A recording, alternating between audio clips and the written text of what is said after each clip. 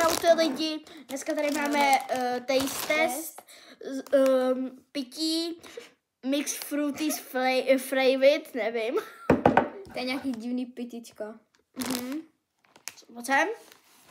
A pak tady máme Bohemie chipsy s pece mořská sůl, takže jdem udělat taste test. Takže 3, 2, 1, jdeš první.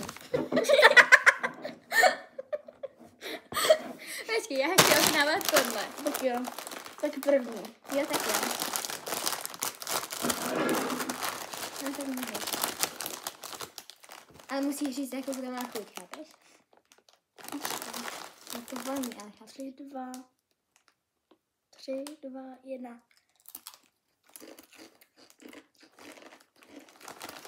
Je to jak mořská sůl.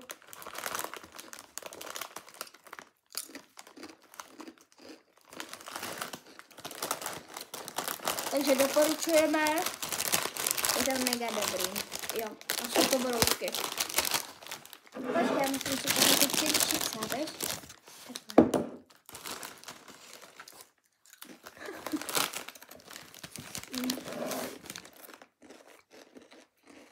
Máme pitičko. Já se bojím. Čuchni. Počkej, to smrdí. Tak to...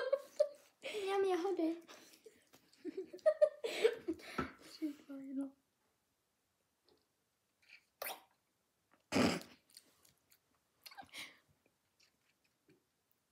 To jako vypiješ, jo? Vůbec necítím jahodu. Je to hnusný. Fuj. Není to moc dobrý. Já se bojím. Dělej.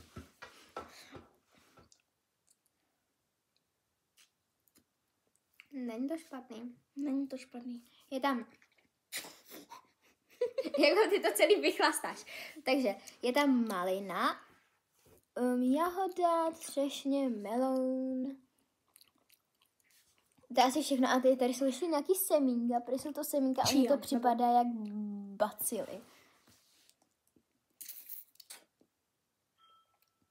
Ty mi to, mě to. Tak jo. Tak všechno vám doporučujeme, ale jakože... Tady to je, nevím odkud, jako asi z Německa, nebo já nevím. A když jsme to dostali. Pardon. Jo, dostali jsme to. A děláme další taste test na YouTube. Takže čusík.